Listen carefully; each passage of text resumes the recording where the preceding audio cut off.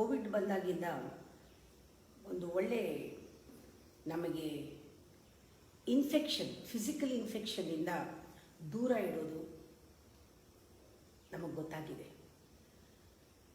Mask ಹಾಕ್ಕೊಳ್ತೀವಿ, sanitiser ಇಟ್ಕೊಳ್ತೀವಿ, distance maintain ಮಾಡ್ತೀವಿ. ಇದನ್ನು ನಾವು ಹಾಗೆ ಕಂಟಿನ್ಯೂ ಮಾಡಬೇಕು. ಈ ಡಿಸಿಪ್ಲೀನು ಜನ ಜಾಸ್ತಿ ಇರೋ ಕಡೆಗೆ ಬೇಕಾದಾಗ ಮಾಸ್ಕ್ ಯಾವಾಗಲೂ ಇರಬೇಕು, ಉಪಯೋಗಿಸ್ಬೇಕು. ಸ್ಯಾನಿಟೈಸರ್ ಉಪಯೋಗಿಸ್ಬೇಕು, ಡಿಸ್ಟೆನ್ಸ್ ಇಡೋದು. ಇದು ನಮ್ಮ ಫಿಸಿಕಲ್ ಇನ್ಫೆಕ್ಷನ್ ಆಗದೇ ಇರೋ ಹಾಗೆ ನೋಡ್ಕೊಳ್ಳೋದು. ಇದು ಇವಾಗ ಎಲ್ಲರಿಗೂ ಗೊತ್ತಾಗಿದೆ. ಆದರೆ ಎಮೋಷನಲ್ ಇನ್ಫೆಕ್ಷನ್ನಿಂದ ಹೊರಗೆ ಬರೋದು ಇವತ್ತು ನೋಡೋಣ. ಎಮೋಷನಲ್ ಇನ್ಫೆಕ್ಷನ್ ಅಂದರೆ ನಾವು ಡಿಸ್ಟೆನ್ಸ್ ಮೇಂಟೈನ್ ಮಾಡಬೇಕಾಗತ್ತೆ. ಯಾರಿಂದ?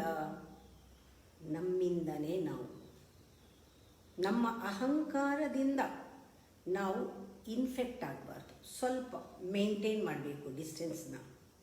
ನಮ್ಮ ಅಹಂಕಾರನ ನಮ್ಮ ಕಂಟ್ರೋಲ್ನಲ್ಲಿ ಇಟ್ಕೊಳ್ಬೇಕು. ನಮ್ಮ ಐಡೆಂಟಿಟಿ ಬೇಕಾದಾಗ ಉಪಯೋಗಿಸ್ಬೇಕು, ಇಲ್ಲದೇ ಇದ್ದರೆ ಬೇಡ, ಅವಶ್ಯಕತೆ ಇಲ್ಲ. ಅನಾವಶ್ಯಕವಾಗಿ ಅದಕ್ಕೆ ಅಂಟ್ಕೊಳ್ಬಾರ್ದು, ಅದಕ್ಕೆ ದಾಸರಾಗಬಾರ್ದು, ಅದಕ್ಕೆ ಗುಲಾಮರಾಗಿ ಅದರ ಕೈ ಕೆಳಗೆ ಬೀಳಬಾರ್ದು. ಇನ್ಫೆಕ್ಷನ್ ಆಗಿಬಿಟ್ರೆ, ಇನ್ಫೆಕ್ಷನ್ ಅಂದ್ರೆ ಅಹಂಕಾರದ ಸಹವಾಸ, ಆ ದೋಷ ನಮಗೆ ಬಂದ್ಬಿಡುತ್ತೆ. ಅದರಿಂದ ದೂರ ಇರೋದು. ಹಾಗೆ ಎಲ್ಲ ಗುರುಗಳು ಇದನ್ನೇ ಹೇಳೋದು, ಎಲ್ಲ ಪುಸ್ತಕಗಳು, ವೇದಶಾಸ್ತ್ರ ಎಲ್ಲ ಇದನ್ನೇ ಹೇಳೋದು. ಅಹಂಕಾರ ಬಿಡು ಅಂತ, ಅಹಂ ಅನ್ನೋದು ಬಿಡು, ಮಮಕಾರ ಬಿಡು ಅಂತ. ಹಾಗಂದಾಗ ಎಲ್ಲರಿಗೂ ರೈಟ್ ಆನ್ಸರ್ ಗೊತ್ತಿದೆ. ಎಲ್ಲದಕ್ಕೂ ತ್ರಿಗುಣಗಳು ಯಾವುದು ಗೊತ್ತು, ಪಂಚಭೂತಗಳು ಯಾವುದು ಗೊತ್ತು,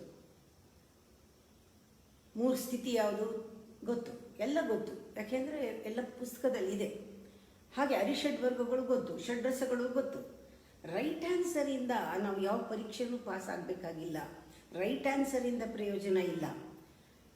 ಕಾಮ, ಕ್ರೋಧ, ಲೋಭ, ಮೋಹ, ಮದ, ಮಾತ್ಸರ್ಯಗಳು ಅರಿಷಡ್ವರ್ಗಗಳು. ಇದಕ್ಕೆ ಮೂಲವೇ ಮದದಿಂದಲೇ ಇನ್ನು ಮಿಕ್ಕಿದ್ದು ಬರೋದು. ಇದೇ ಅಹಂಕಾರ ಅನ್ನೋದು ಗೊತ್ತಿಲ್ವಾ? ಗೊತ್ತು. ಅದನ್ನು ಬಿಡೋಕ್ಕಾಗತ್ತಾ? ಆಗಲ್ಲ. ಇದನ್ನು ನಾವು ಪುಸ್ತಕದ ಭಾಷೆಯಿಂದ ಆಡು ಭಾಷೆಗೆ ತಗೊಂಡಾಗ ಆಸೆ, ಅದೇ ಕಾಮ ಅಲ್ವಾ? ಜಿಪುಣತನ ಮಾಡೋದು ಅಂತೀವಿ. ಲೋಭ, ಆ ಭಾಷೆನೇ ಉಪಯೋಗಿಸ್ಬೇಕು. ಹೊಟ್ಟೆ ಉರ್ಕೋಬೇಡ ಅಂತೀವಿ. ಮಾತ್ಸರ್ಯ, ವ್ಯಾಮೋಹದಲ್ಲಿ ಅಂಟ್ಕೋಬೇಡ ಅಂತೀವಿ. ಇದೇನೆ ಮೋಹ. ಕ್ರೋಧ ಅನ್ನೋ ಬದಲು ಕೋಪ ಮಾಡ್ಕೋಬೇಡ ಅಂತೀವಿ ಅಲ್ವಾ? ಅಹಂಕಾರ, ದುರಹಂಕಾರ, ಕೋಪ ಅಂತೀವಿ. ಇದೆಲ್ಲ ಅಂದಾಗ ನಮಗೆ ಹೌದು, ನಮ್ಗೆ ಹತ್ತಿರ ಬರುತ್ತೆ ಇವೆಲ್ಲ. ಹೌದು, ನಮ್ಗೆ ಅರ್ಥ ಆಗುತ್ತೆ ಇವೆಲ್ಲ ಹೇಳಿದ್ರೆ. ಕೋಪ ಮಾಡ್ಕೋಬೇಡ, ಹೊಟ್ಟೆ ಉರಿಕೊಳ್ಬೇಡ ಅಂದರೆ ಅದು ಅರಿಷಡ್ವರ್ಗವೇ, ನಮ್ಮ ಆಡುಭಾಷೆ. ನಾವು ಹೇಳೋದು ನನಗಿಲ್ಲಪ್ಪ ಕೋಪ, ಅವ್ರಿಗೆ ತುಂಬ ಕೋಪ, ಅವ್ರ ಕೋಪಿಷ್ಟ್ರು, ಇವ್ರ ಹೊಟ್ಟೆ ಉರ್ಕೋತಾಳೆ, ಅವ್ರ ಹೊಟ್ಟೆ ಉರ್ಕೋತಾರೆ ಅಂತ ಮಾತಾಡ್ತೀವಿ. ನಾವು ಅದನ್ನು ಇನ್ನೂ ಸರಳವಾಗಿ ಮಾಡಬೇಕಂದ್ರೆ ನಿಂದನೆ ಮಾಡೋದು. ನಿಂದನೆ ಮಾಡೋದು ಕೂಡ ಇನ್ಫೆಕ್ಷನ್ನೇ, ಎಮೋಷನಲ್ ಇನ್ಫೆಕ್ಷನ್. ಅಹಂಕಾರದಿಂದಲೇ ಬರೋದದು. ಕಂಟ್ರೋಲ್ ಮಾಡೋದು ಬೇರೆಯವ್ರನ್ನ, ಇದೂ ಅಹಂಕಾರದ ಇನ್ಫೆಕ್ಷನ್ನೇ. ಅಹಂಕಾರ ಜೊತೆಲಿ ಇದ್ದಾಗ ಕಂಟ್ರೋಲ್ ಮಾಡೋದು, ಮ್ಯಾನಿಪುಲೇಟ್ ಮಾಡೋದು, ಡಾಮಿನೇಟ್ ಮಾಡೋದು, ಇವೆಲ್ಲನೂ ಇನ್ಫೆಕ್ಷನ್ನೇನೆ. ಆಮೇಲೆ ಕಾಂಪಿಟೇಷನ್ನಲ್ಲಿ ಬೇರೆಯವ್ರ ಕಾಲು ಎಳೆಯೋದು, ತಾನೇ ಮುಂದಕ್ಕೆ ಹೋಗಬೇಕು ಅಂತ ಮಾಡೋದು, ಇವೆಲ್ಲ ಇನ್ಫೆಕ್ಷನ್ ಅಲ್ವಾ? ಇದೇನೇ ಈ 6 ಗುಣನೂ ದಿನನಿತ್ಯ ನಾವು ನೋಡ್ತಾ ಇರ್ತೀವಲ್ಲ, ಇವೆಲ್ಲವೂ ನಾವು ಮಾಡೋದಷ್ಟು ಇನ್ಫೆಕ್ಷನ್. ಹೇಗೆ ಈ ಇನ್ಫೆಕ್ಷನ್ನಿಂದ ಹೊರಗೆ ಬರೋದು? ಡಿಸ್ಟೆನ್ಸ್ ಮೇಂಟೈನ್ ಮಾಡಬೇಕು. ನಮ್ಮ ಅಹಂಕಾರದಿಂದ ನಾವು ಸ್ವಲ್ಪ ದೂರ ಇರಬೇಕು. ಹೇಗದು ಇರೋಕ್ಕೆ ಸಾಧ್ಯ?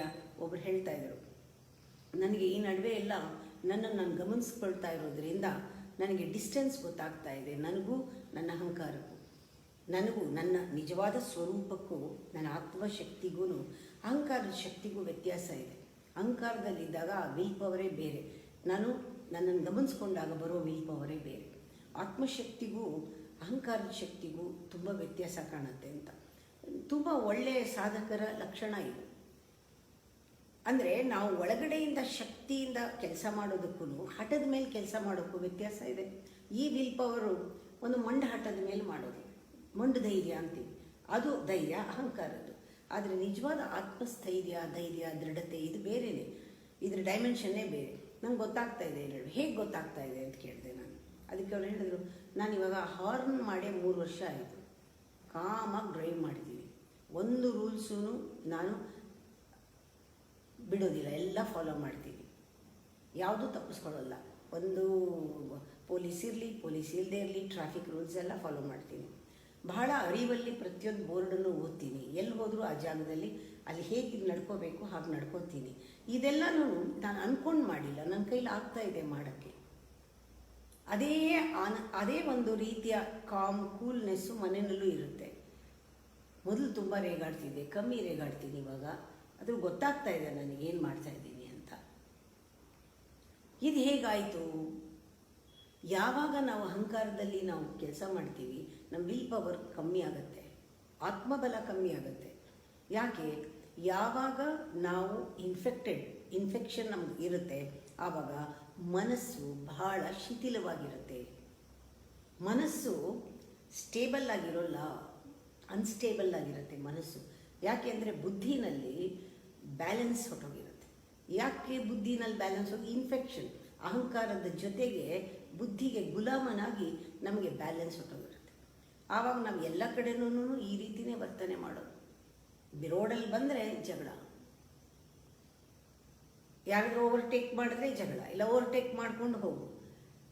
ನಾವು ಬೈತಾ ಇರ್ತೀವಿ, ಕೆಟ್ಟ ಭಾಷೆಯಲ್ಲಿ ರೋಡಲ್ಲಿ ಹೋಗೋರ್ನೆಲ್ಲ ಬೈತೀವಿ, ಆದರೆ ಗಾಜು ಹಾಕ್ಕೊಂಡೇ ಬೈತೀವಿ. ಯಾರಿಗೆ ಬೈಕೋತಾ ಇದ್ದೀವಿ ನಾವು? ನಮಗೆ ಬೈಕೋತಾ ಇರ್ತೀವಿ. ಅವ್ರಿಗೆ ಬೈದಂಗೆ ಸಮಾಧಾನ. ಇದನ್ನೆಲ್ಲ ನಾವು ಗಮನಿಸಬೇಕು. ನಾವು ಯಾವಾಗ ಅಹಂಕಾರದಲ್ಲಿರ್ತೀವಿ, ನಮ್ಮ ವರ್ತನೆಗಳು ಬಹಳ, ನಮ್ಮ ಮಾತು, ನಮ್ಮ ನಡೆ, ನುಡಿ, ನಾವು ಮಾತಾಡೋದು, ಟೋನು ಎಲ್ಲವೂ ಬೇರೆಯೇ ಇರುತ್ತೆ. ಆ ಡಿಫ್ರೆನ್ಸ್ ನಮಗೆ ಗೊತ್ತಾಗಬೇಕು. ನಾನು ಆರಾಮವಾಗಿ ನಯವಾಗಿದ್ದ ಯಾವ ರೀತಿ ಮಾತಾಡ್ತೀನಿ,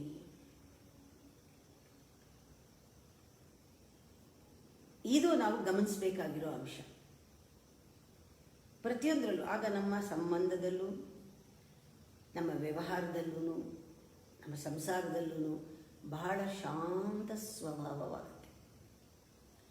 ನಾವು ನೋಡ್ಬೇಕು, ತಲೆಯಲ್ಲಿ ಏನೋ ಅಹಂಕಾರದಲ್ಲಿ ಇದ್ದಾಗ ನಾವು ಯಾವುದೂ ಬಿಡೋದಿಲ್ಲ. ಅದು ಸರಿಗಿಲ್ಲ, ಇದು ಸರಿಗಿಲ್ಲ, ಅವ್ರು ಸರಿಗಿಲ್ಲ, ಇವ್ರು ಸರಿಗಿಲ್ಲ, ಅದು ಹಾಗಾಗಬೇಕಾಗಿತ್ತು, ಹೀಗಾಗಬೇಕಾಗಿತ್ತು, ಇವೇನೇ ಡಸ್ಟ್ ಅಂತ ಹೇಳ್ತೀನಿ ನಾನು. ಇವೆಲ್ಲನೂ ಕೂಡ ಕೊಳೆ. ನಮ್ಮ ಮನಸ್ಸು ಹೇಗಿದೆ?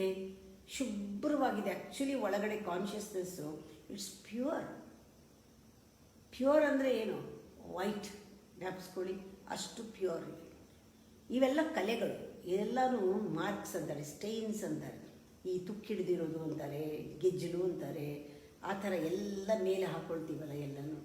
ಯಾಕೆ ಅಂದರೆ ನಮ್ಮ ಒಳಗೆ ನಾವು ಒಪ್ಪಿಲ್ಲ ಎಷ್ಟೋ